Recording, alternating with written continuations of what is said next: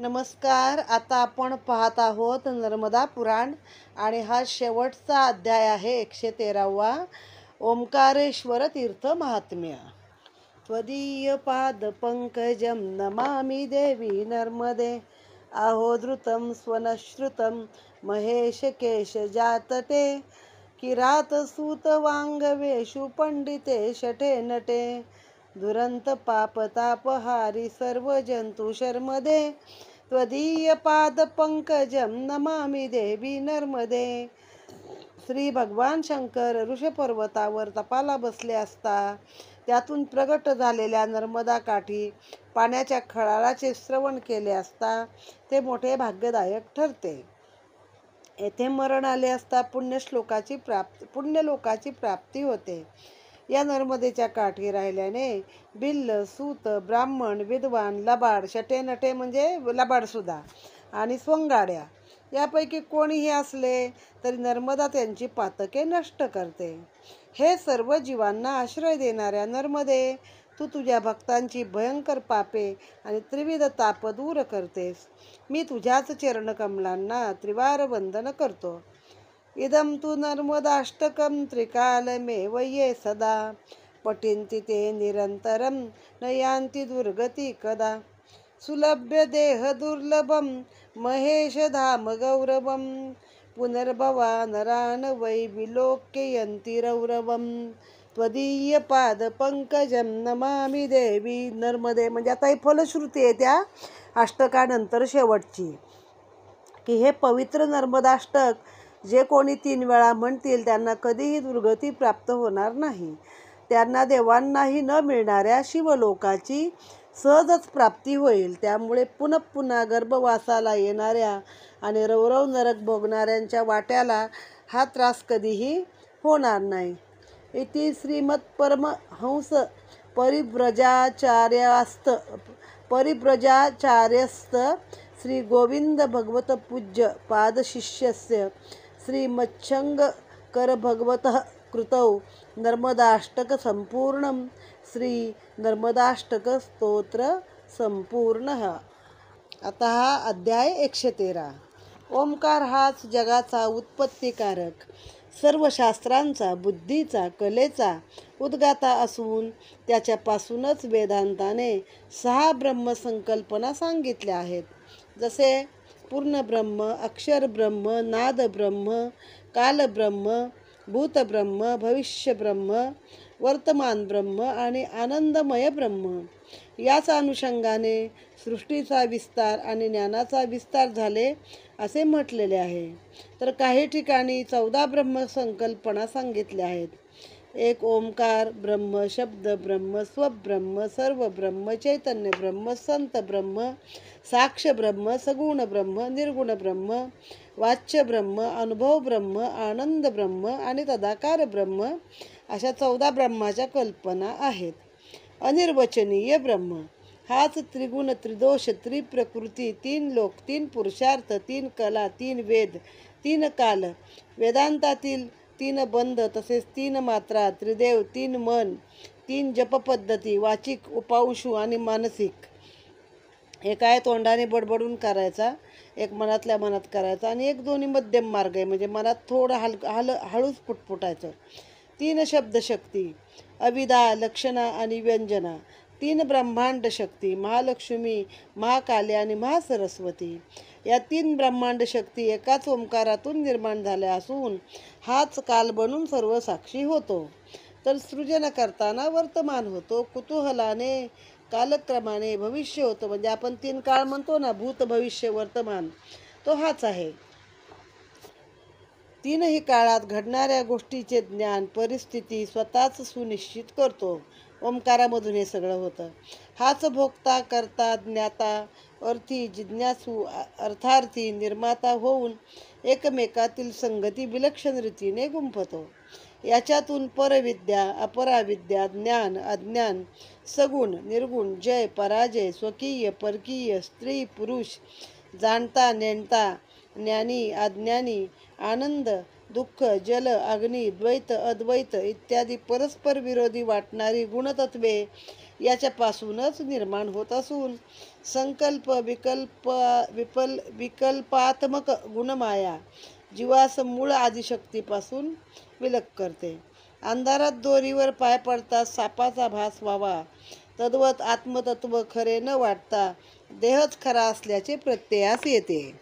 म्हणून भ्रमाबरोबर संकटात टाकणारी उपाधीत्मक अडसर पुढे येतात. त्यामुळे विशुद्ध आत्मतत्वाचा बोध होत नाही. आता आपलं बराच वेळा झालेला आहे की जे लोक मोक्षाच्या पण मार्गाला पुढे चालू पडतात, पण ह्या अशामध्ये सिद्धी किंवा भ्रम काहीतरी असा निर्माण करतात की ज्यामुळे तुमचा पुढचा प्रवास हा खंडित होतो. जसे दिवाभीत उन्हात फिरत असते, मात्र त्याला अंधाराचा बोध होतो. अंधारात फिरताना प्रकाशाचा बोध होतो. नेमकी अशीच अवस्था माणसाची होते. म्हणून डोळसपणे शास्त्रसंमत, अनुभव समृद्ध, आदर्शसंमत विचार सुस्पष्ट असावा, ज्यामुळे भ्रांतीची पडळे जाऊन द्वैताची बंधने गळून पडतात. त्यात निश्चल, चेतन, शाश्वत, चितघन, आनंदमय कोशात घेऊन जाणारा असा विचार सांगणारा खरा देव व दाखविणारा हे दोघेही आवश्यक असतात.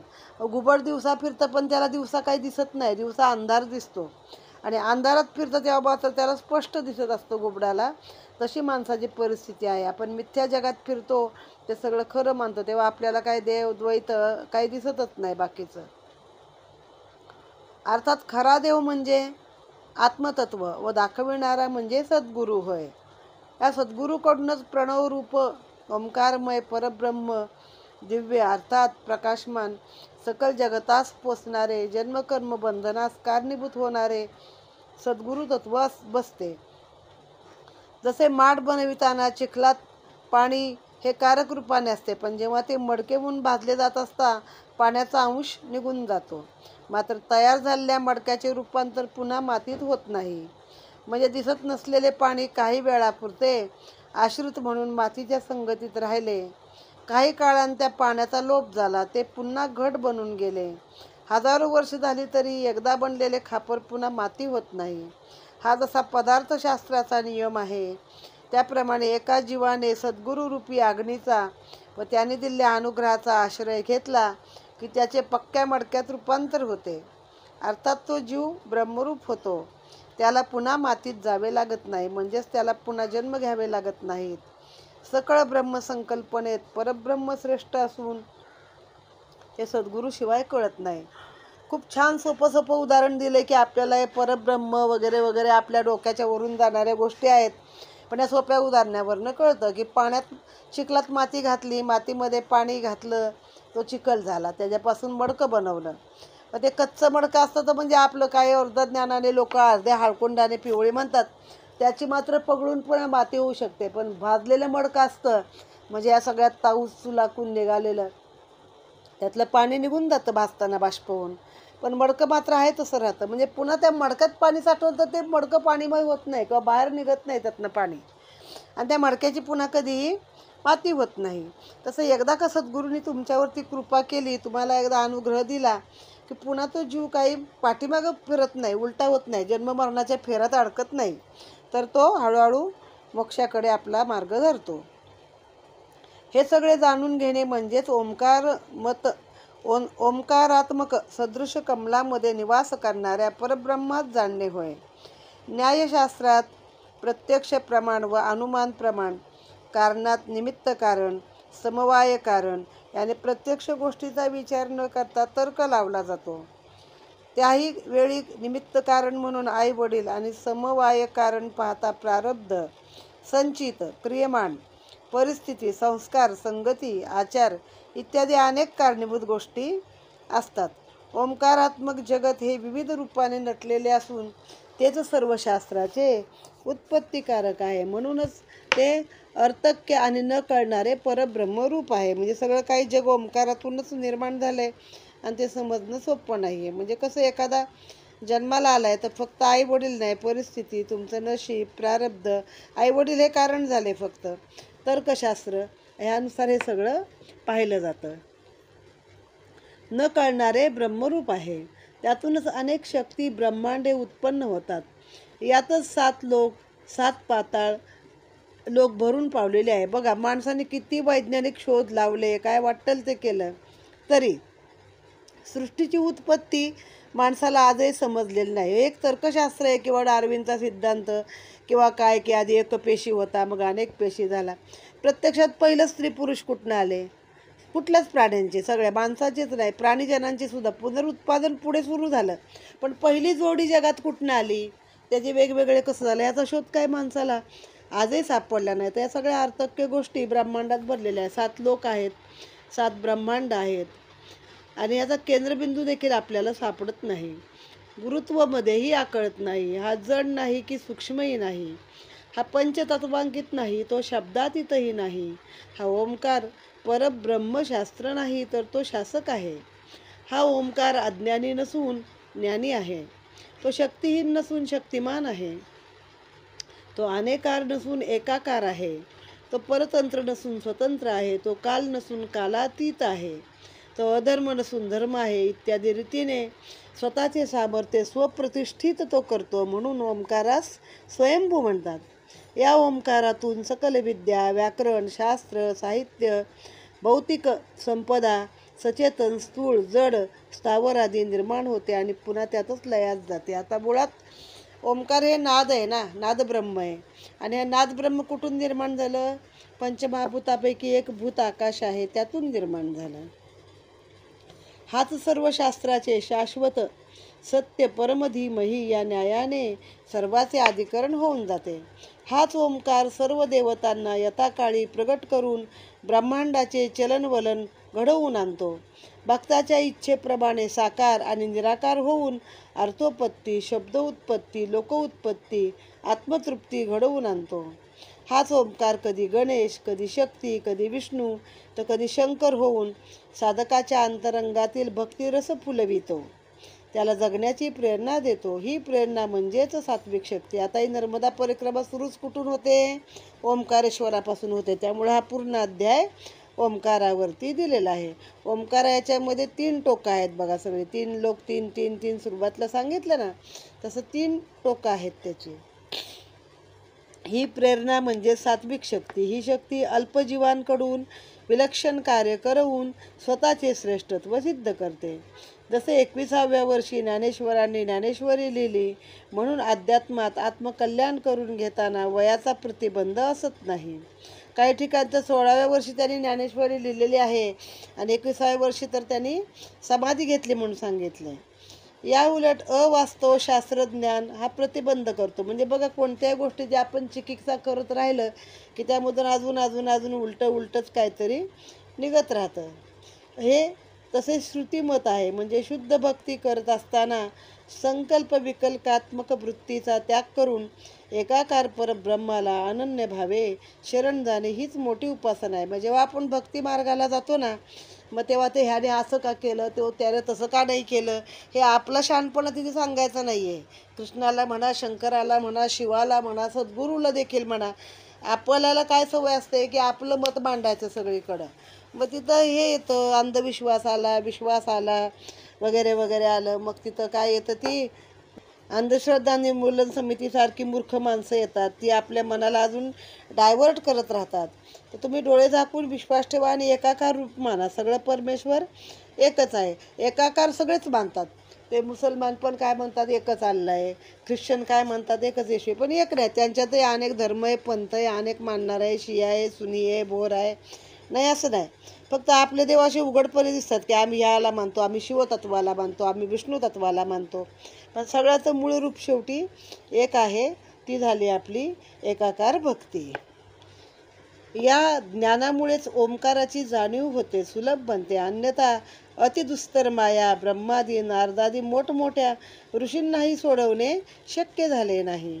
ही दुस्तर माया अनन्य भावे शरण गेलेल्या ध्रुवाला, मार्कंडेयाला, प्रल्हादाला, अभिमन्यूला काही करू शकले नाही. कारण त्यांचा पूर्णपणे डोळे झाकून त्या परमेश्वर शक्तीवरती विश्वास होता.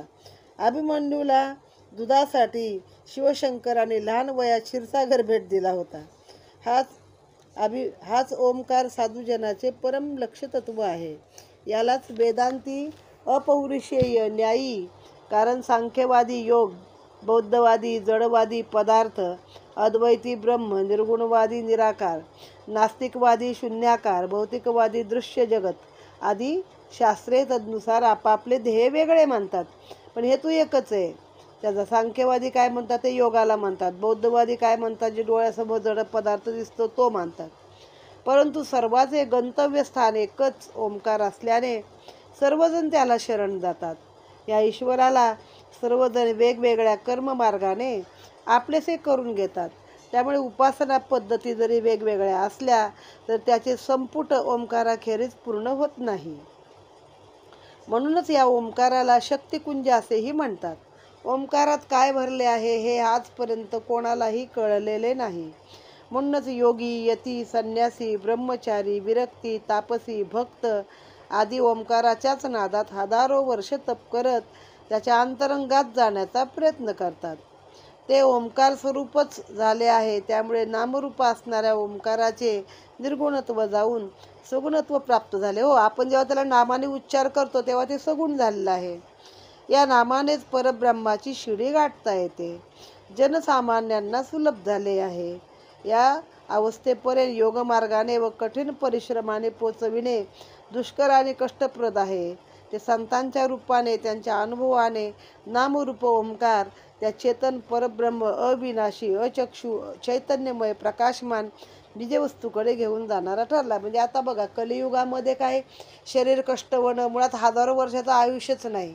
पूर्वीचे लोक 10-10 हजार वर्षाची तपश्चर्या करायचे ना. आता आपण जेमतेम 80-90 खूप झालं, 100 तर क्वचितच लोक जगतात. मग अशा वेळी कलियुगामध्ये काय दिले संतांनी, तर नाम दिलंय. नाम सोपं आहे. नामान तुम्ही त्या रस्त्याला द्या. रस्ते अनेक आहेत पण आपलं शेवटी ध्येय एकच आहे. आता आपल्याच्या आत्ताच्या काळामध्ये तपश्चर्या होणे नाही आहे, पण आपण काय करतो तर नामाने आपण आपला रस्ता तरू शकतो. त्यामुळे आत्मकल्याणार्थ निर्गुण उपासनेपेक्षा ओंकार स्वरूप नामरूप साधन हे अतिसुलभ, सहज, सुगम असल्याने अनुभवाने सांगितले जाते. निर्गुण उपासना म्हणजे काय, ईश्वर काय नाहीच आहे. मग आपल्याला इतकी सवय झाली आहे सगुण भक्ती करण्याची की आपण काहीच नाही याची आपण भक्तीच नाही करू शकत निर्गुण रूपाची, पण सगुण रूपाची मात्र करू शकतो.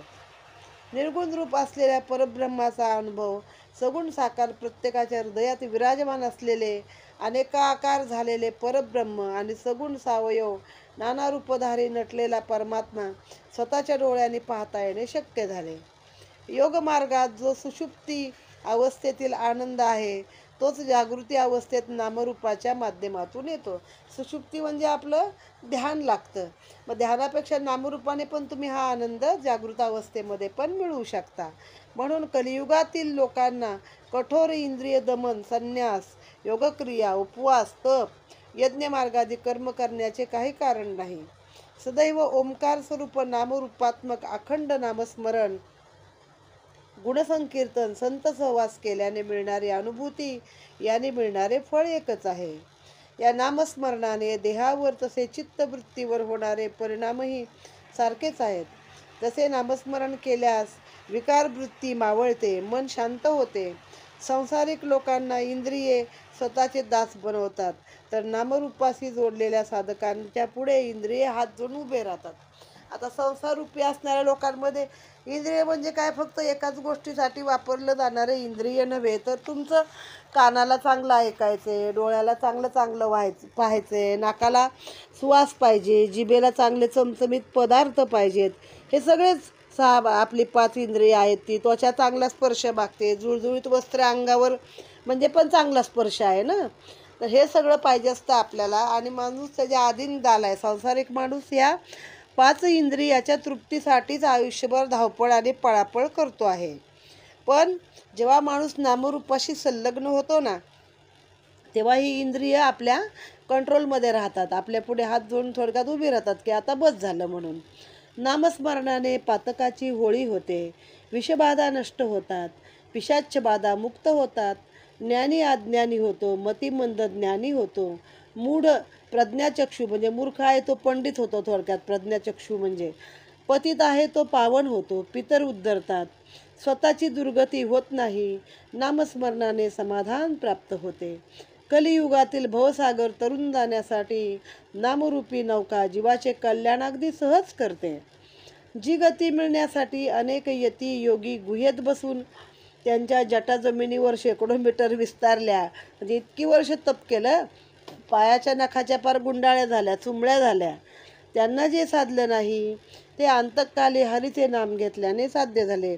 सोपं नाही हो, म्हणायला सोपं आहे की मी हरीचं नाम अंतकाळी घेईनच, पण जेव्हा आपलं काही दुखायला खुपायला लागतं किंवा खरोखर त्या मृत्वाच्या वेदना सुरू होतात तेव्हा आपलं सगळं लक्ष आपल्या शरीरावर असतं. साधं उदाहरण बघा, आपला एक दात जरी दुखला तरी आपलं तेव्हा सगळं लक्ष कुठं असतं, तर आपल्या त्या दातावर असतं. अशा वेळी आपल्याला हरी आठवतच नाही. किती सोपंच नाही ते अगदी संत महंतांनाच शक्य झालं आहे. या गतीलाच परमोच्च सायुज्य मुक्ती असे म्हणतात. अशी गती व नित्यसुखाची प्राप्ती स्वर्गातील देवांनाही मिळणे शक्य नाही. हा ओंकार भक्ताच्या हृदयातील भावभावना जपत, त्याचे संवर्धन करत, त्याचा आत्मविश्वास वाढवत येणाऱ्या अडचणीवर स्वतः निजशक्तीने हस्तक्षेप करून सर्व विघ्ने निवारून भक्ताचे ब्रीद राखतो.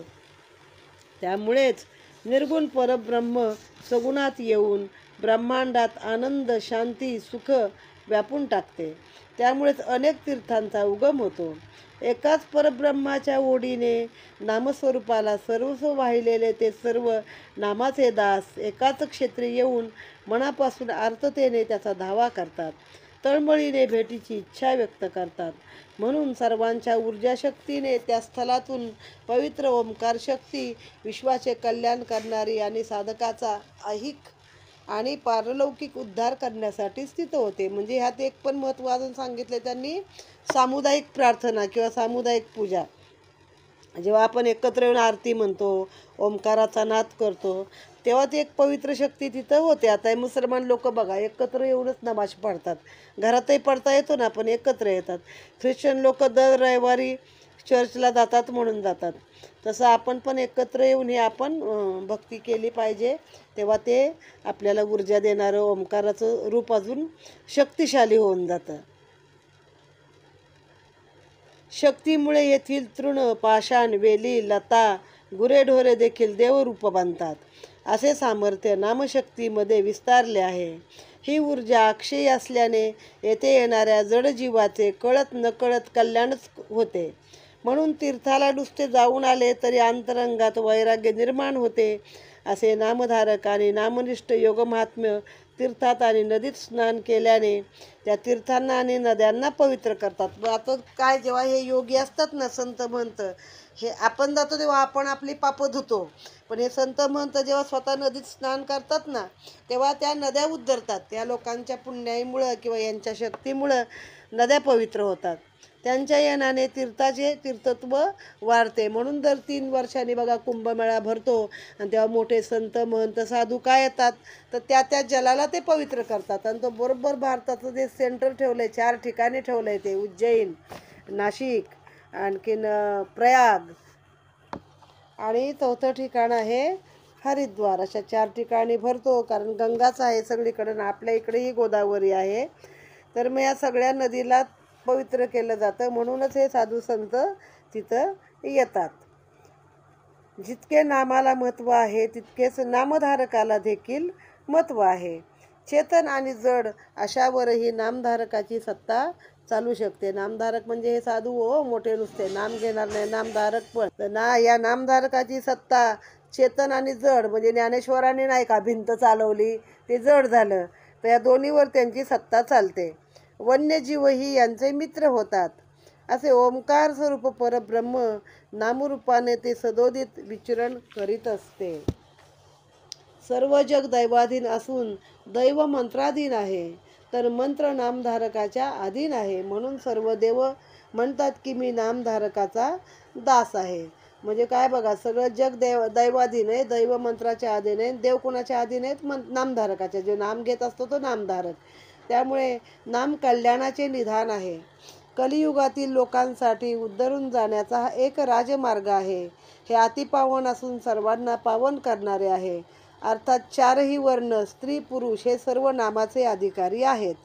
हे पवित्र नाम बद्ध, मुमुक्षु, साधक यांच्या सर्वांसाठी एकच आहे. सर्वांना सारखी स्थिती, भक्ती आणि मुक्ती मिळवून देणारे आहे. कलियुगातील लोकांसाठी तर नाम हे तारणहार आहे. कारण सत्ययुगात परब्रह्म प्राप्तीसाठी 10,000 वर्षाची तपश्चर्या करून, त्रेतायुगात 100 यज्ञ केल्याने, द्वापार युगात 1,00,000 गायी दान केल्याने, हवन केल्याने मिळणारे पुण्य कलियुगात लोकांनी एक वेळा नाम घेतल्याने सुद्धा प्राप्त होते. त्यामुळे इतर युगाच्या मानाने भगवत प्राप्ती कलियुगात करून घेणे सोपे आहे. फक्त कलियुगात असत्य, दांभिकपणा, निकर्तेपणा, नाकर्तेपणा, आळस, प्रौढी, लोकेशना, स्वकर्तृत्व, अहंकार, ज्ञानी असल्याचा आविर्भाव अधिक दाखवून भौतिक सुखाच्या आहारी लोक जातात. त्यामुळे योगनिष्ठ, भक्तिपरायण सनकादिकांना ज्या तत्वाची प्राप्ती झाली ती इतरांना होत नाही. कारण लगेच त्या सिद्धीमध्ये येतात. मग वाचासिद्धी, अजून काय दिलं त्याची सिद्धी, कोणाच्या हातातून पैसे निघतात, अन्न निघतं, अशा या अनेक सिद्धीमध्ये येतात आणि तुमचा मोक्षाकडे जाणारा जो रस्ता आहे तो ब्लॉक करून टाकतात. माणसाला आत्मप्रौढी होते. हे भले भले आश्रम थाटून बसलेले त्यांची आत्मप्रौढी असते आणि जे खरे असतात ते असे समाजामध्ये उघडच होत नाहीत. ते कुठेतरी गुहेत वगैरे आपलं नाम करत बसलेले असतात. केवळ शब्दछळ, टीका, खंडन, मंडन, स्वमत प्रतिपादन, वाद विवाद, शास्त्रचर्चा इत्यादी धन्यता मानून हे लोक स्वतःचा लौकिक वाढवतात. म्हणून नामसाधकांनी आपली नामरूपात्मक साधना टिकवण्यासाठी जसे वाऱ्यातून दिवा दुसऱ्या ठिकाणी घेऊन जाताना जितकी काळजी घेतो तितकी संसारात नाम टिकवण्यासाठी काळजी घ्यावी लागते. म्हणजे आपण बघा नामाचं सांगितलंय, अहो येता जाता उठत बसता कार्य करता. मग तुम्ही काही करत असाल ना तेव्हा नाम तुमच्या तोंडात असलं तर त्याला काही पाप लागत नाही. कधीही तुम्ही नाम घेऊ शकता. मग जसा वादळात दिवा टिकवायचा आहे आणि दुसरीकडे घेऊन जायचं आहे तेवढी पराकाष्ठा करू तेव्हा आपलं लक्ष नामावरती राहतं. हे मध्येच सुटलं जाणार नाही याची दक्षता घ्यावी लागते. नामप्रेमी सदाशिव शिवशंकर ओंकारेश्वराच्या माध्यमातून सद्भक्तांना नामस्मरणाची कास धरून मला आपलेसे करून घ्या असे आग्रहाने बजावून सांगतात. त्यांनाही आपल्या पार्वती पार्षदापेक्षा नामावर प्रेम असल्याचे कबूल आहे. म्हणजे पार्वती पत्नी आणि पार्षद म्हणजे शिवाचे गण, त्यांच्यापेक्षा त्यांचं नामावर प्रेम आहे म्हणून ते सतत रामाचं नाम घेत असतात. किंवा त्यांच्या गळ्याभोवती 2 अक्षर त्यांनी रामाची ठेवली तेव्हा त्यांचा दाह कमी झाला असं आख्यायिका आहे. त्यांनी स्वतःचाही अनुभव कथन केला आहे. हलाहल विष केवळ रामनामस्मरणामुळे पचणे शक्य झाले. याच नामाचा आधार घेतला तर प्रत्येक जीवाचे यथार्थ कल्याण होईल. ते सर्व मत स्वरूप होतील म्हणजे माझ्यासारखे होतील असं शंकरांनी सांगितलंय. असा नाममहिमा वाढवणारा माधांता व ओंकारेश्वराचा महिमा आता आपण पाहूया. यावेळी नामावर बराच वेळ आता आपण माहिती घेतलेली आहे. राजन, सर्वश्रेष्ठ अशा राजा माधांताचे चरित्र ऐक. हा इक्ष्वाकू वंशात जन्मलेला युवनाश्व होऊन गेला. ह्या राजाने अनेक असे मोठे यज्ञ केले, अनेक व्रतवैकल्ये केली, परंतु त्याला संतती झाली नाही. त्या राजाने दुःखी होऊन सर्व कारभार मंत्र्याकडे सोपवला आणि कंदमुळे फळे खाऊन तो वनात राहून तप करू लागला. एक दिवस तहानेने व्याकुळ होऊन तो एका आश्रमात गेला. तेथे त्याने पाणी पिण्यास मागितले, परंतु त्याचा आवाज कोणी ऐकला नाही. एका यज्ञशाळेमध्ये अभिमंत्रित असा जलकुंभ ठेवला होता. तहानलेल्या राजाने ते जल प्राशन केले. थंडगार पाणी प्याल्याने त्याला शांत वाटले. काही वेळाने यज्ञशाळेत ऋषीमुनी आले. त्यांचा हा प्रकार लक्षात आला. त्यांनी राजाला विचारले, हे पाणी कोण प्याले? राजाने सांगितले, मी ते पाणी तहान लागल्याने प्यालो. त्यावर भार्गव ऋषी म्हणाले, हे तपाने सिद्ध केलेले जल होते. पुत्र प्राप्तीसाठी अभिमंत्रित केले होते. तपाने सिद्ध झालेल्या या जलाने तुला पुत्र होईल. भगवंताची लीला आगाध आहे. तुझ्या पोटातच हा गर्भ वाढेल. तुला इंद्रासारखा पराक्रमी पुत्र प्राप्त होईल. आम्हीही पुत्रकामेष्टी करू. म्हणजे बघा कसं त्याच्या नशिबात पुत्र होता, पण तो त्याच्या स्वतःच्या पोटातच वाढणारा होता. हे आता आपण एक तंत्रज्ञानमध्ये ऐकलं होतं कुठंतरी एका पुरुषानं ते स्वतःच्या म्हणजे जरी गर्भाशय नसलं तरी तो 3 महिन्याचा वाढलेला भ्रूण पुढं तो आपल्या पोटामध्ये वाढवलेला आहे, पोटाच्या त्या मधल्या भागामध्ये. तर तेव्हा पण बघा ह्या पुरुषाला सांगितलं की तुलाच आता मूल होईल म्हणून मादांताला, आणि चुकून तो पाणी प्याला, तहान येतो. अभिमंत्रित जल होतं. अभिमंत्रित जलामध्ये एवढी शक्ती असते. काही काळातच पोट फाडून सूर्यासारखा तेजस्वी पुत्र जन्माला आला. त्याला पाहून युवनाश्वराजाला आनंद झाला. त्याला पाहण्यासाठी प्रत्यक्ष इंद्र हजर झाला. आता इथं स्पष्ट लिहिलंय पोट फाडून, म्हणजे पूर्वी पोट फाडून बाळ जन्माला घालण्याची कला आपल्या लोकांना ठाऊक होती, जिला आताच्या भाषेमध्ये आपण सीझर असं म्हणतो आहे. हां, तर मग तो आला, जन्माला आला पुरुषाच्या पोटी. मग त्याला पाहायला प्रत्यक्ष इंद्र हजर झाला. यज्ञातील मुख्य देवता इंद्रच असून सिद्ध केलेले जल इंद्र मंत्राचेच होते. त्यामुळे हा इंद्राचाच एक प्रकारे मुलगा होता. बाळाला भूक लागल्यावर ते रडू लागले. तेव्हा इंद्राने आपली करंगळी त्याच्या तोंडात घातली आणि त्यातून अमृतासारख्या धारा येऊ लागल्या. त्याचे नाव माधांता ठेवले. हा 16 वर्षाचा झाला. म्हणजे आता पूर्व युवनाश्व नावाचा राजा गेला, झाला. त्या युवनाश्वाची ही कथा एवढा वेळ सांगितली, आणि त्याच्या पोटी जो जन्माला आला तो माधांता. आता तो 16 वर्षाचा झाला. माधांता आयुर्वेद, धनुर्वेद सर्व शास्त्रात प्रवीण झाला. इंद्राने माधांतास अस्त्र, शस्त्र आणि आशीर्वाद दिले. या मांधाताने पुत्रवत पृथ्वीचे पालन केले. त्याच्या राज्यात कधीही दैवी संकट वा आपत्ती आली नाही. त्याची राजधानी अमरकंटक येथे होती. त्याने ओंकारेश्वर येथे 100 यज्ञ केले. तो दररोज कालपुरुषाचे आणि महादेवाचे पूजन करून त्यांची स्तुती गात असे. त्यानंतर तो ओंकारेश्वर येथे राहू लागला. त्याच्या भक्तीवर शिवशंकर प्रसन्न झाले. त्यांनी शिवशंकराचे त्रिकाल पूजन, अन्नदान, विविध प्रकारची दाने, पृथ्वीचे पूजन, गायीचे पूजन, याग आदी कर्म केल्याने शिवशंकर याच ठिकाणी वास्तव्यासाठी आले, ओंकारेश्वराला, जिथून ही नर्मदा परिक्रमा सुरू होते. प्रसन्न होऊन शंकर म्हणाले, इच्छित वर माग. त्यावेळी मांधाता म्हणाला, भगवान, केवळ मला आपला सदैव सहवास घडावा, आपल्या सानिध्यात राहण्याचा वर द्यावा, हीच माझी आंतरिक इच्छा आहे. ते ऐकून शिव म्हणाले, तुझ्या भक्तीचे गुणगान अखंड राहील. तुझ्या नावानेच मला भक्त ओळखतील. तुझी कीर्ती अचल असल्याने तू मांधाता पर्वत म्हणून ओळखला जाशील. मांधाता नावाचा पर्वत पण आहे बरं. आणि तुला ते नमस्कार करतील. त्यांचा तो नमस्कार मी स्वतः स्वीकार करीन. तुझे दर्शन अज्ञानाचा नाश करणारे असून भौतिक, पारलौकिक आणि आध्यात्मिक उन्नती करणारे असेल. तुझ्या आश्रयाने अनेक संत, योगी, यती, मुनी, व्यक्ती, ब्रह्मचारी, वानप्रस्थी येथे आश्रयास राहतील. तुझ्या आश्रयानेच अनेकांच्या साधना पूर्ण होतील. नर्मदेच्या सहवासाने धारणाशक्ती द्विगुणित होऊन सर्व तिच्या भावांचे दर्शन तुला होईल. तुझ्या गुणाचे चिंतन, म्हणजे प्रेमळ नर्मदा, रागावलेली नर्मदा, अल्लड नर्मदा, खळखळणारी, असे तिचे जे काही भाव आहेत सगळे, काही ठिकाणी शांत संत आहे, काही ठिकाणी खळखळणारी आहे, ते सगळं भाव तुला तिचे दिसतील. तुझ्या गुणाचे चिंतन सर्वजण करतील. सर्वांसाठी तू आदर्श राहशील. हे ऐकून त्याने विनम्रपणे शिवशंकरांना साष्टांग प्रणिपात केला. तेव्हापासून मानधाता शंकर आणि नर्मदा यांची त्रिसूत्री मानधाता दर्शनाने साधकाला प्राप्त होते. म्हणून साधक या पर्वतास प्रदक्षिणा घालतात. ती प्रदक्षिणा नर्मदा प्रदक्षिणा म्हणून गणली जाते. याच मानधाता पर्वतात महाज्योतिर्लिंगापैकी एक ओंकारेश्वर स्वयंभू आहे. म्हणजे बघा, ती मला वाटतं जी आपली 12 ज्योतिर्लिंग आहे त्यातला एक ओंकारेश्वर तिथं आहे, ज्याच्या केवळ स्मरणाने 7ही जन्माचे पाप नष्ट होते. असा देवांनी भक्ताचा महिमा वाढवून आपले भक्ती अवतारे आणि भक्ताचा भगवंतावर विजय दाखवून दिलेला आहे. या मानधाताच्या एका बाजूला नर्मदा तर दुसरीकडे कावेरी, कर किंवा कावेरी आहे. त्या पर्वताचा आकार ओंकारासारखा असून मानधाताला शिवपुरी किंवा ओंकारपुरी म्हणतात.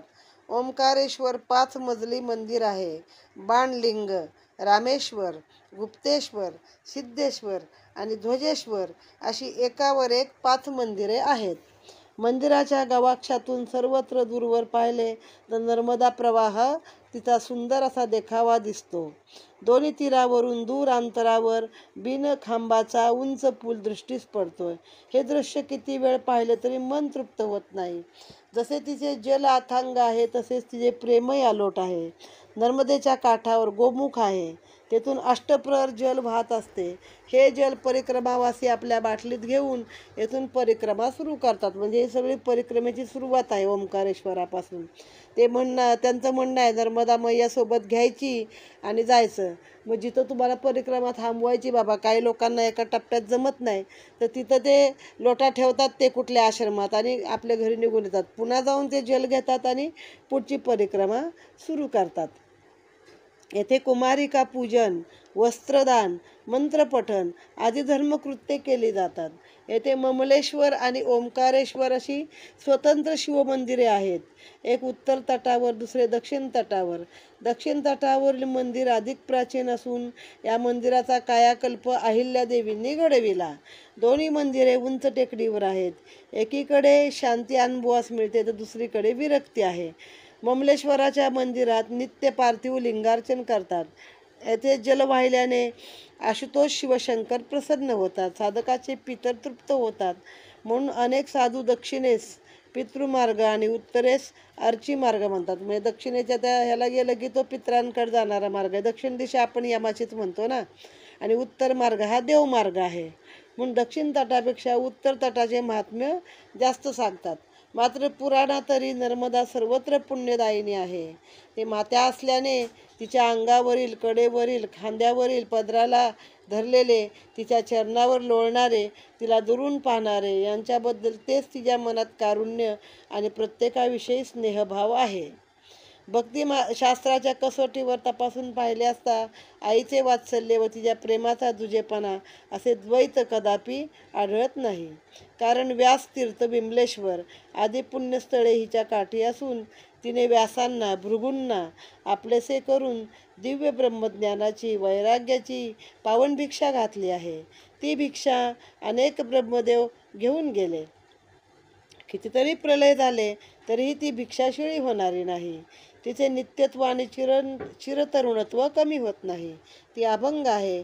यावरून दोन्ही तट समान पुण्य देतात हे सिद्ध होते.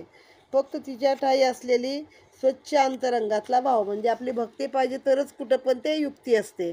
नुसतं कोरड्या मनाने किती पण करा तुम्ही, नर्मदेतले गोटे ते नर्मदेतले गोटे म्हणतात तसे आपण गोटेच राहणार जर आपल्या अंतःकरणात भावच नसे. फटकारणे किंवा कौतुक असो, अशा सर्वच भावाचे दर्शन आणि साक्ष तिच्या संबंधात भावविश्व असणाऱ्यांना जाणवते.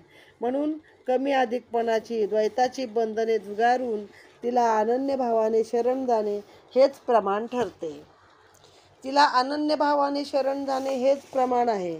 आपल्या बुद्धीच्या कसोटीवर श्रद्धा कधी तपासू नये. खरे श्रद्धा आणि भक्ती आणि यापासून बुद्धी वेगळी आहे. बुद्धीच्या कसोटीवर मग आपल्याला त्याच्यामध्ये 50 फाटे फुटतात आणि आपली श्रद्धा भक्ती कमी होते. या गोष्टी कमालीच्या विरोधी आहेत. जेथे बुद्धी संपते तेथून मैयाचे भाव माधुर्य सुरू होते. म्हणून साधकाने परिक्रमा करताना आपल्या हृदयात स्थितप्रज्ञ भाव ठेवून मनाची पाटी कोरी करून त्यावर श्रद्धेचा ओंकार काढा आणि परिक्रमा सुरू करा. हाच कित्ता ओंकारेश्वर सर्व भक्तांना देत असतो. म्हणून भक्तिशास्त्राचा उदय ओंकारातच आहे व शेवटी ओंकारातच, शेवट देखील ओंकारात आहे. कित्ता हा शब्द आहे बघा, कित्ते गिरवणे असायचं पूर्वी. म्हणजे एक असं काळा बोर्ड असायचा पाटीन, त्याच्यावरती एक साचा असायचा, मग कित्ता गिरवला हा शब्द आहे त्याच्यामध्ये. पुन्हा पुन्हा तेच गिरवणं अक्षर आपण. म्हणूनच या ओंकाराला आद्य म्हटले आहे. त्यातूनच सृष्टी, उत्पत्ती, लय ह्या ओंकारापासून होतात. या ओंकारातूनच वेदांची, त्रिदेवाची, त्रिलोकाची, अंतःकरण, चतुष्टी, व्याकरण, छाया, छंद, निरुक्त, ज्योतिष, कल्प इत्यादीची निर्मिती झाली आहे. हाच नित्य शाश्वत, इंद्रियातील अनिर्वचनीय परब्रह्म, निर्गुण, निराकार, निर्लेप, इंद्रियगोचर, शक्तिप्रदान, संकल्पकारक, विराट, विराज, पंचमहातत्व हाच आहे. असे आत्मलिंग स्वयंभू असून ओंकार या नावाने ते प्रतिष्ठित आहे. याच्या दर्शनाने, स्पर्शाने, गुणकथा श्रवणाने, अर्चनाने शिवतृप्त होतात. दुर्लभ अविचल शांती आणि नित्यानंद प्राप्त होतो. त्या अलौकिक देवदुर्लभ स्थानातून माता नर्मदा सद्भक्तांना शिवासह ज्ञानामृत पाजत सकळ जड आणि चेतन सृष्टीचा उद्धार करत अविरत योगिनी परिश्रम करतेच आहे. हिच्या स्वरूपाचे आणि परोपकाराचे वर्णन शब्दात व्यक्त करणे म्हणजे आईला दुधाची किंमत विचारण्यासारखेच आहे. म्हणजे काय शब्दात तिचं वर्णन नर्मदा मैयाचं होऊ शकत नाही. म्हणून बालकाने तिच्या ऋणातच राहावे. आपले मस्तक तिच्या मांडीवर ठेवून आपल्या मस्तकावर हात फिरून घेणे हेच कर्म करावे. म्हणजे आईच्या मांडीवर आपण असं श्रद्धेने डोकं ठेवलं की आई आपोआप डोक्यामध्ये हात फिरवायला लागते. अशा भक्ताचे तिला कौतुक वाटून ती भक्ताच्या हृदयात नित्य निवास करेल. म्हणून नर्मदा किनारी जाऊन तिची काही सेवा करणे, जसे तिचा परिसर स्वच्छ करा, निर्माल्य बाजूला करणे, भिकारी फकीर गोरगरीब यांच्याकरता अन्न वस्त्र कपडे देणे, आपल्या ज्ञानाचा येथील लोकांना काहीतरी उपयोग होईल असे कृत्य करणे, आश्रमात सेवा देणे, घाट बांधणे इत्यादी पुण्यकृत्ये करून तिचे सानिध्य प्राप्त करावे. आता सुदैवाने मी अहिल्याबाईंवरती देखील लोकराज्ञी नावाचं पुस्तक वाचते आहे आणि त्यामध्ये भारतातील केदारापासून रामेश्वरापर्यंत अनेक मंदिराचा त्यांनी जीर्णोद्धार केला. त्यांच्या खाजगीतील धन वापरलं, त्यांनी सरकारी धन खर्च केलं नाही. जो खाजगीच्या खर्चासाठी जे धन होतं ते वापरून त्याने अनेक पाणपोया बांधल्या, अनेक तलाव बांधले, अनेक मंदिरं सुशोभित केले आहे. म्हणजे आपल्याला शक्य आहे तर असंच कर्म माणसाने इथं केलं पाहिजे. अशा नर्मदेचे स्वरूप कळणे जरी कठीण असले तरी ऋषीमुनींनी तिला प्रत्यक्ष पाहिले, अनुभवले. अशा मंगल रूपाचे दर्शन घडविणारा आणि वाणीला मंगलत्व आणि सुचिता प्राप्त करून देणाऱ्या गुणाचे वर्णन करणे हे देखील तिच्याजवळ जाण्याची सुवर्ण संधी आहे. हा मूर्त चिंतामणी ग्रंथात असे म्हटले आहे की ग्रहण पर्व काळ आला असता तरी घरी, विहिरीवर, तलावावर कुठेही आंघोळ करताना केवळ नर्मदे हर, नर्मदा नर्मदा असा उच्चार जरी करून स्नान केले तर नर्मदा स्नानाचे फळ मिळते. आता आपल्याकडे एरवी काय सांगतात बघा, आंघोळ करताना गंगेचे, यमुनेचे, गोदावरी सगळ्या नद्यांची नावं घेऊन डोक्यावर तांबे घ्यायचे किंवा मग हर गंगे भागीरथी असं म्हणायचं. आता इथं नर्मदेचं सांगितलं, तिचं नाव घेतलं तरी आपल्याला पुण्य मिळतं. त्या मैयास आई म्हणून केवळ हाक मारल्यास ती ओढ येते. जसे सूर्य उगवल्याशिवाय सूर्यविकासी कमळ फुलत नाही. म्हणजे सूर्य आणि फूल यांच्यात लौकिक अंतर जरी खूप आहे, सूर्य कुठे फूल कुठं, पण ती फुलं बघा सूर्य उगवल्यावर त्या दिशेने तोंड करून उगवतात. त्यांच्या हृदयात एकमेकाविषयीचा प्रेमभाव नित्य असतो. म्हणून भक्तांनी केवळ तिच्या जवळ आल्यावर तिचा धावा करणे योग्य नसते, तर दूर राहिलो तरी तिच्याबद्दलचे प्रेम जर आपल्या मनात असले तर ती माता आपला प्रवाह काही काळ थांबवून आपल्या भक्ताच्या अडचणीचे निवारण धावत येऊन करते. सकळ संतांनी, आचार्यांनी तिच्या विलोभनीय चिंतनीय आनंददायी मंगलमय स्वरूपाचे यथार्थ वर्णन केले आहे. जर शब्दातून माते स्पर्श जाणवतो तर तिचा सद्य स्पर्श देहास किती पुलकित रोमांचित करत असेल हे कल्पनेनेच जाणता येते. जसे ललिता सितदुकुला मंजुमूला महेशी करकलित कुटाक्षा भीष्टा सुकेशिम मणिखचित विभूषा बाले दुभाषा शिरशी धृतकिरीटां नर्मदा चिंतयामी. जिने पांढरे शुभ्र सुंदर रेशमी वस्त्र परिधान केले आहे, जिचे चरण कमल अतिशय सुकुमार आहेत, जिचे उगमस्थान रमणीय असून ती महेश्वराची सुकन्या व चेतन परब्रह्माची अधिष्ठात्री आहे, जी चतुर्भुज असून डाव्या बाजूच्या वरच्या हातात अमृत कलश, उजव्या हातात रुद्राक्षमाळा, उजव्या हाताने अभय मुद्रा, डावीकडल्या हातात शिवलिंग धारण केले आहे, जिच्या मस्तकावर भुरभुरणारे काळे कुरळे केस अत्यंत सुंदर दिसत आहे. मणिखचित विभूषाम बाले दुभूषाम म्हणजे असं ते वर्णन आहे सगळं. अंगावर रत्नजडित सुवर्णाचे अलंकार असून जिने आपल्या भव्य कपाळी कुंकुमतिलक भूषण म्हणून धारण केलेला आहे. मस्तकावर सुवर्णमय सुंदर मुकुट आहे. अशा देवी नर्मदेस पुन्हा पुन्हा नमस्कार करतो, तिचे चिंतन करतो. म्हणून सद्भक्त वारंवार सदैव वैखरीने म्हणजे आपल्या जिभेने नर्मदे हर, नर्मदे हर चा जयघोष करतात. ओंकारेश्वर या स्थानाचे ऐतिहासिकदृष्ट्या, पौराणिकदृष्ट्या प्राचीनत्व आणि महत्त्व सिद्ध होते. येथे अनेक साधू संतांनी निवास केल्याने ही आर्षभूमी म्हणून ओळखले जाते. आर्षभूमी म्हणजे काय? ऋषींची भूमी आहे. परमपूज्य शेगाव निवासी योगीराज संत शिरोमणी गजानन महाराज येथे आले असता त्यांना प्रत्यक्ष नर्मदा मातेने दर्शन दिल्याचे सर्व श्रुत आहे. गजानन विजयामध्ये आहे बघा अध्याय की ते आधी आपल्या लोकांना नकोच म्हणत असतात, अरे आपल्या आडामध्ये नर्मदा आहे, आपल्या परसदारी नर्मदा आहे, कशाला जायचं. पण ते लोक जबरदस्ती घेऊन जातात. मग ते नदीवर जेव्हा नावेतून चाललेले असतात तेव्हा आता पार नाव बुडायची पाळी येते आणि अशा वेळी मग साक्षात नर्मदा सांगते, मी मार्कंड कोळ्याची मुलगी आणि माझं नाव नर्मदा, आणि ती नौका त्यांची पार लावते, असं विजय गजानन विजयामध्ये लिहिलेलं आहे. ओंकारेश्वराचा यात महिमा वर्णन केला आहे. येथे श्री गजानन महाराज यांचा प्रशस्त मठ असून राहणे भोजन यांची उत्तम व्यवस्था आहे. तसेच मार्कंडेय आश्रम विलोभनीय असून सुविद्य गोशाळा, नर्मदेश्वर मंदिर असून येथे सकाळ संध्याकाळ मैयाची महाआरती होऊन शिवमहिम्न पाठ, रुद्रपाठ होऊन अतिसुंदर फुलाने महादेवाची आरास केली जाते. ते पूजा पाहताना आपल्या अंतरंगात अष्टभाव जागृत होतात. येथे साधूंची परिक्रमावासींची उत्तम व्यवस्था असून येथे नित्य व्याकरणादीचे अध्ययन आणि अध्यापन होते. येथील घाट परिसर स्वच्छ आणि सुंदर आहे. मार्कंडेय कोळ्याची नाही, मी शिवकोळ्याची कन्या असून माझे नाव नर्मदा, असे गजानन विजयामध्ये वर्णन आहे. येथे अन्नपूर्णा आश्रम आहे. या आश्रमात भव्य चित्ताकर्षक विश्वरूप दर्शन देणारी महाविष्णूंची सुंदर मूर्ती आहे. नर्मदेवरील झुलता पूल देखील आनंद देतो. तसेच नौकाविहार हा कुटुंबियाला आणि बाळगोपाळाला देखील आनंद पर्वणी देतो. येथे नर्मदेचे पात्र खोल आहे. तिथे उसळणारे पाणी, लाटा, थंडगार हवा, विलोभनीय शिखरे, घाट पाहताना नेत्राचे आपल्या पारणे फिटते. तसेच आपल्याला तिचं भव्य दिव्य रूप पाहून भीती वाटते. येथे धर्मशाळा, आश्रम, कुटी, अन्नछत्र, सदावर्त, पानपोया इत्यादी उत्तम व्यवस्था आहे. हे सर्व नर्मदेचे वैभव पाहून मन हरकून जाते. ओंकारेश्वर येथे गोमुख घाट प्रसिद्ध आहे. या गोमुखातून अखंड नर्मदा धारा वाहत असते. परिक्रमेस सुरुवात करण्याविषयी सांगितले जाते म्हणून नर्मदा मैयाची येथे पूजा केली जाते. कन्या भोजन, कुमारिका पूजन करून मैयाची महाआरती केली जाते. या पुण्यदायक अशा घाटावर इतर दान, तर्पण, पिंडदान करण्याचे वैशिष्ट्य सांगितले आहे. हे स्थान अतिपवित्र असून निसर्ग सौंदर्य विलोभनीय आहे.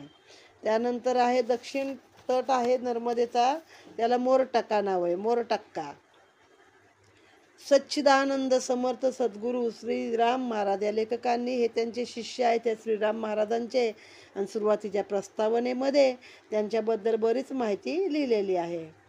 श्री राम महाराज यांनी आपल्या प्राणप्रिय सद्गुरू श्री ब्रह्मचैतन्य गोंदवलेकर महाराज यांच्या आदेशानुसार 13 कोटी रामनामाचा संकल्प केला. त्याप्रमाणे त्यांनी त्याची सुरुवात केली. नाशिक येथे पंपा सरोवर तपोवन येथे सुरुवात केली. पंप हाऊस लिहिलंय, पंपा सरोवर नाही. सुरुवात केली व राहिलेली तपोसाधना नर्मदा किनारी करण्याचा आदेश सद्गुरू ब्रह्मचैतन्य महाराजांकडून मिळाला. त्याप्रमाणे श्रीची स्वारी नर्मदा येथे पोचली. यांचं नाव आहे काय? श्रीराम महाराज.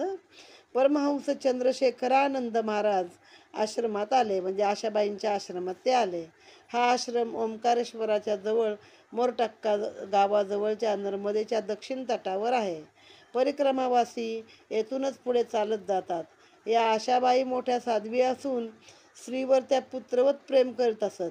आशाबाई या आश्रमात राहत असत. या आश्रमाचे संस्थापक परमहंस चंद्रशेखरानंद सरस्वती होते. या महात्म्याविषयी असे सांगितले जाते की पूर्वी या महायोग्याची स्वारी हिमालयाच्या कुशीत राहत असे. ते एक जबरदस्त महायोगी होते. एकदा या स्वारीने प्रारब्धवशात चुकून विषारी कंद खाल्ला. त्यामुळे त्यांच्या देहाला अत्यंत दाह उत्पन्न झाला. आग होऊ लागली सगळ्या शरीराच्या. हिमालयाच्या अनेक जडीबुटीचा प्रयोग करून देखील अंगाचा दाह काही शमला नाही.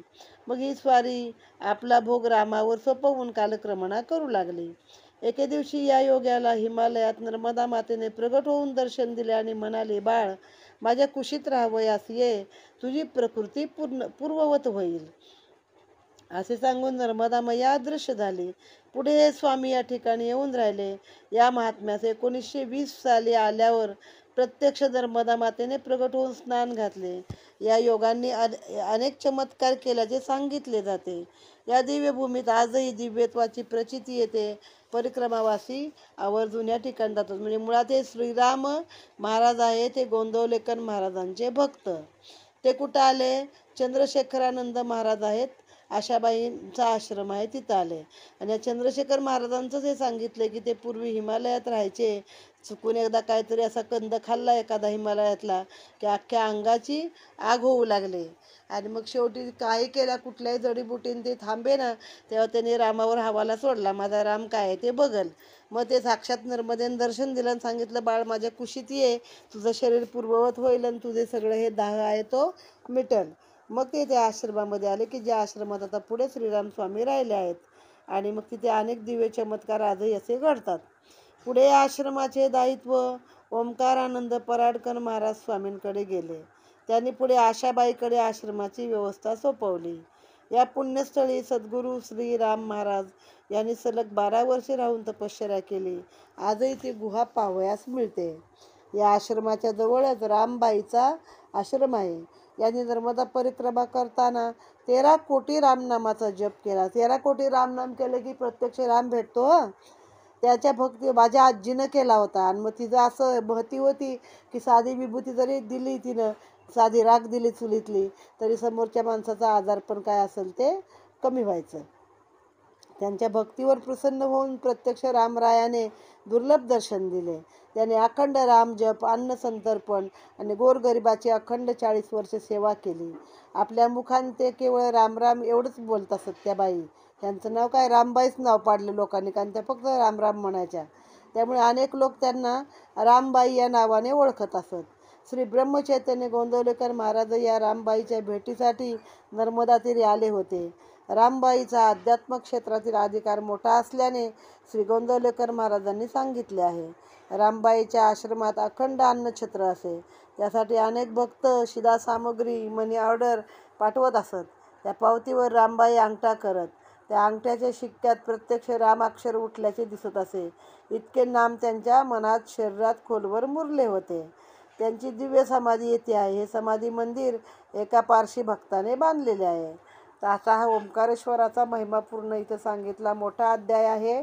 आणि ओंकारेश्वरापासूनच नर्मदा परिक्रमा सुरू होते म्हणून याचा अध्याय म्हणजे महत्त्व शेवटी सांगितलं आणि मोठं सांगितलं आहे. तर हा अध्याय इथं आता समाप्त झाला आहे. आणि एकूण आपलं नर्मदा पुराणच आता इथे समाप्त झालेलं आहे. त्वदीय पाद पंकजम नमामि देवी नर्मदे नर्मदे हर. नर्मदाष्टक.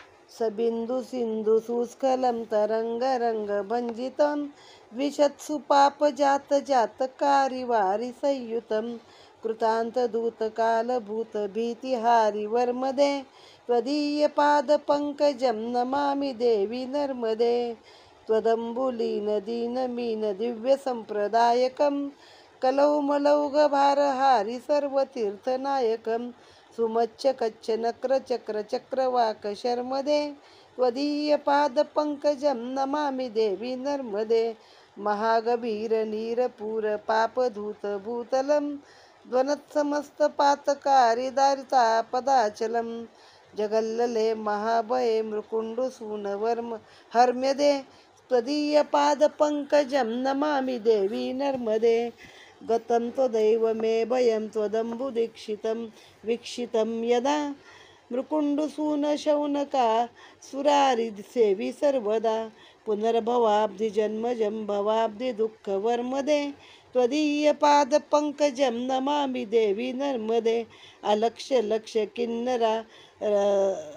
लक्ष्य किन्नरा मरासुरादिपूजितं सुलक्ष्यनीति तीरधीर पक्षिलक्ष्य पूजितं वशिष्ठशिष्ट पिप्पलादि कर्दमादि शर्मदे त्वदीय पाद पंकजं नमामि देवी नर्मदे सनत्कुमार नचिकेत कश्यपादि षट्पदै घृतं